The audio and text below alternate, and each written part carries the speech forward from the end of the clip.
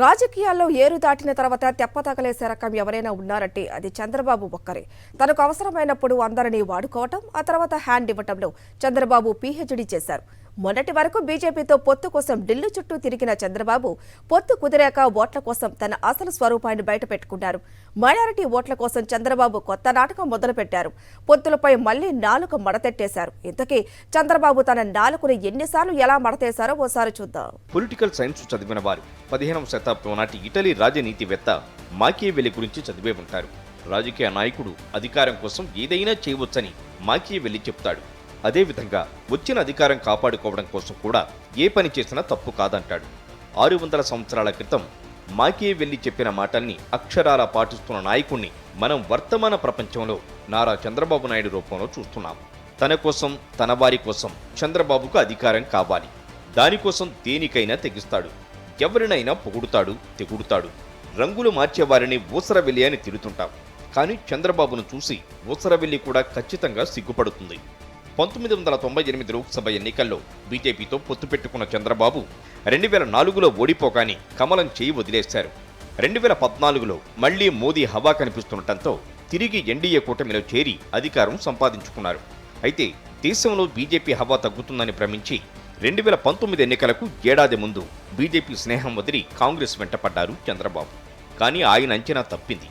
దేశంలో రెండోసారి మోదీ నాయకత్వంలో బీజేపీ ప్రభుత్వం భారీ మెజారిటీతో అధికారంలోకి వచ్చింది. తాను ఏపీలో దారుణంగా పరాజయం పాలయ్యారు. దీంతో కిక్కురు మనకుండా మూలన కూర్చున్నారు. 5 ఏళ్లలో ఏపీలో తెలుగుదేశం నానాటికి తీసుకట్టుగా తయారైంది. పార్టీ మూలాలు కదిలిపోయాయి. చంద్రబాబు స్వయంగా అవినీతి కేసుల్లో కూరుకుపోయారు. దిక్కుతోచని స్థితిలో మళ్లీ బీజేపీ స్నేహం కోరుకున్నాడు. కానీ చంద్రబాబు ఊసరవెల్లి రాజకీయాలు తెలిసిన కమలం పెద్దలు చంద్రబాబును దగ్గరకు రానియ్యలేదు. ఇక తన దత్తపుత్రుడు పవన్ను రాయబారం పంపించి కాళ్లబేరానికి వచ్చాడు. పవన్ కళ్యాణ్ కూడా టీడీపీతో పొత్తు కోసం బీజేపీ పెద్దలతో తాను చివాట్లు తిన్నానని జనసేన కార్యకర్తల సమావేశంలోనే చెప్పారు. అందుకని అందరం కలిసి ఓట్లు చెల్లకుండా ఉండాలని చెప్పిన ప్రతిపాదనకి ఎంత నలిగిపోయానో నా ఒకడికి తెలుసు. ఈ రోజున అందరూ ఎమ్మెల్యేలు, ఎంపీలు ఏదన్నా అవుదాం కానీ దాన్ని ఓటు అందరూ బలంగా ఉన్నారు. ఈ రోజున ఈ బలానికి కారణం నేను పడ్డ మామూలు నలుగుడు కాదు. దీనికి ఎన్ని చీవాట్లు తిన్నానో జాతీయ నాయకుల దగ్గర మీకు తెలియదు. అన్ని చీవాట్లు తిన్నాను. నేను ఒకటే 2 చేతులు పెట్టాను. సార్ మా రాష్ట్రం సార్ ప్లీజ్ సార్ ప్లీజ్, ఇంతే దండం పెట్టి ఈ రోజు జరిగింది. ఒకప్పుడు ప్రధాని మోదీని టెర్రరిస్ట్, దేశానికి అరిష్టమని తిట్టిన నోటితోనే ఇప్పుడు పొగుడుతున్నారు చంద్రబాబు. ఇదే విషయాన్ని ఓ మీడియా సంస్థ నిర్వహించిన సమావేశంలో యాంకర్ అడిగిన ప్రశ్నకు హోంమంత్రి అమిత్ షా నిర్మోహమాటంగా సమాధానమిచ్చారు. ఆయనే వెళ్లిపోయారు, ఓడిపోయారు, బుద్ధొచ్చింది, మళ్లీ ఆయనే మా దగ్గరకు వచ్చారని అమిత్ షా చెప్పారు. వాస్తవాలు ఇలా ఉంటే కుప్పంలో పర్యటిస్తున్న చంద్రబాబు అక్కడ తన బడాయి కబుర్లు చెప్తున్నాడు.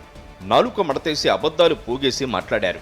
ప్రజలు ఏమైనా అనుకుంటారేమో అన్న సిగ్గు కూడా చంద్రబాబుకు లేదనే కామెంట్స్ వినిపిస్తున్నాయి.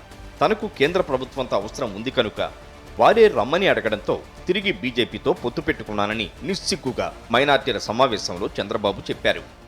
2019 ఎన్నికలకు ముందు చంద్రబాబు ప్రధాని నరేంద్ర మోదీని ఎలా దూషించారో, కొద్ది రోజుల క్రితం చిలకలూరిపేటలో జరిగిన కూటమి సభలో మళ్లీ ఎలా పొగిడారో చూద్దాం. కనీసం దండం పెడితే నమస్కారం పెట్టినటువంటి సంస్కారం ఈ ప్రధానమంత్రి నరేంద్ర మోడీ గారిది. అది అహంకారం. భార్యనే చూసుకునే వాడు దేశాన్ని ఏం చూసుకుంటాడు, కుటుంబాన్ని చూసుకునే వాడు దేశాన్ని ఏం చూసుకుంటానని అడిగాడు ప్రధానమంత్రి. నేనేదో వాచ్మ్యాన్ అంటాడు, ఈయన వాచ్మ్యాన్ కాదు, దగాకోరుగా తయారయ్యాడు. నరేంద్ర మోడీ కరుడుగట్టిన ఉగ్రవాది, మంచివాడు కాదు. నరేంద్ర మోడీ ఈ దేశం ఉండడానికి అర్హత లేదు. మనకు అన్యాయం చేసిన వ్యక్తి ఈ నరేంద్ర మోడీ. ఆంధ్రప్రదేశ్ రాష్ట్రంలో బీజేపీ లేదు. మనతో పొత్తు పెట్టుకున్నా గెలిచారు. వాళ్ళతో పొత్తు పెట్టుకోకపోతే ఇంకో 10 సీట్లు ఎక్కువ వచ్చేటి మనకు. మోదీ అంటే సంక్షేమం, మోదీ అంటే అభివృద్ధి, మోదీ అంటే సంస్కరణ, మోదీ అంటే భవిష్యత్తు, మోదీ అంటే ఆత్మగౌరవం, ఆత్మవిశ్వాసం, ప్రపంచం మెచ్చిన మేటైన నాయకుడు మన నరేంద్ర మోదీ గారు. మొత్తం మీద చంద్రబాబు ఇటలీ రాజనీతివేత్త చెప్పిన రాజకీయ నాయకుడి వేషానికి సరిగ్గా సరిపోతారనే విషయం, ఊసరవెల్లి కూడా సిగ్గుపడే రాజకీయాలు చేయడంలో చంద్రబాబుకు మరెవ్వరూ సాటిరారనే విషయం ఆయన మాటల ద్వారా, చేతల ద్వారా పదే పదే రుజువు చేసుకుంటున్నారు.